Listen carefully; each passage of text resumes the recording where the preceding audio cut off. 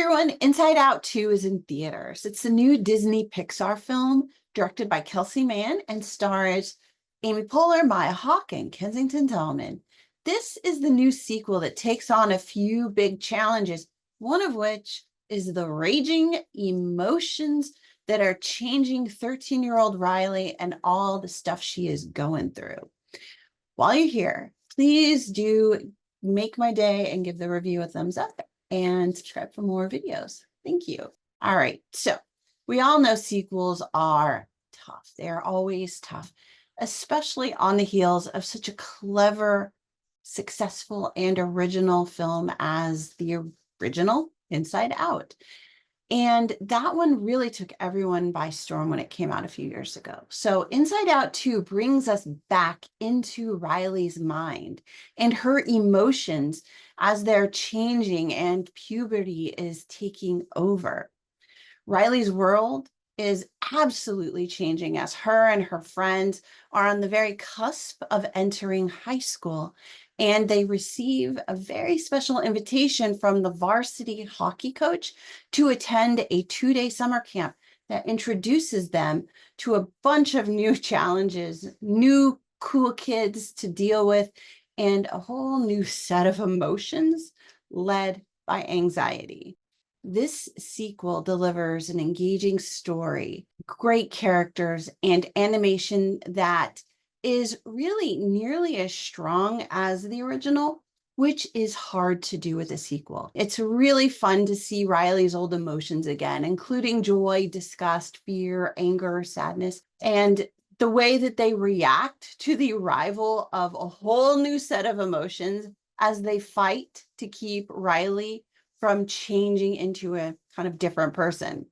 It's an interesting dynamic that anyone who has gone through puberty can relate to, because you see this constant emotional struggle happening on screen that resonates with how it feels to be constantly trying to manage these warring emotions inside you. And they're often driven by anxiety. So very cool in that way. And the best new addition to the cast really is Anxiety, played by Hawke, who is clever and smart and such a good actress in this role. She constantly has 1,000 different scenarios and a dozen backup plans playing in the background as she's struggling to navigate the new social landscape that Riley is facing. Embarrassment and Valentina are also pretty interesting, but they definitely take a backseat to Anxiety, who kind of hijacks the bulk of the film. And the new addition that I think might actually be my favorite is Nostalgia, played by June Squibb. And while she has a very small role, every time she comes on screen, she will absolutely make you laugh. Nostalgia is a highlight in the film, and I'm really glad that they added her. Again, it's fun to see the old emotions knocking around inside Riley's mind, helping her to make good decisions and to be a happy person. While there isn't anything really special or new or maybe even interesting about Riley's old emotions in this particular film, they do provide a really nice contrast into the peeks we get into the minds of other people in the story, like her friends and her mom, letting us see what their versions of these emotions are like, which is pretty cool. It's a nice, like I said, it's a nice contrast. The conflict in the film really follows two paths. First is Riley trying to figure out how to fit in with all the cool kids so that she's not alone in high school when she gets there next year.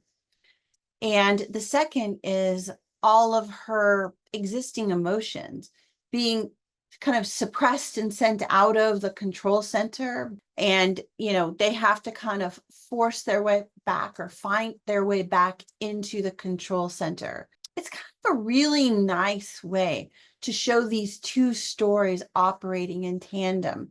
And it gives you this really interesting visualization of our warring emotions and the effects that they have on the choices that we make. And those effects that are internal as well as the effects that are external, affecting us in the real world and the impacts on the people around us. So it's a really cool dynamic in that way.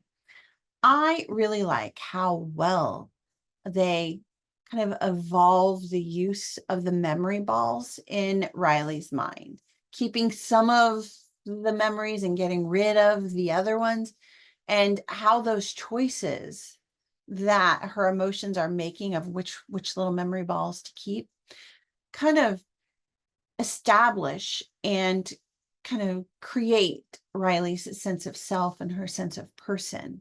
And we see how fragile and protected her sense of self is when it only comprises cherry-picked moments. And that really does make you think about how arbitrary and fragile our sense of self is and how much damage and unchecked emotion can cause.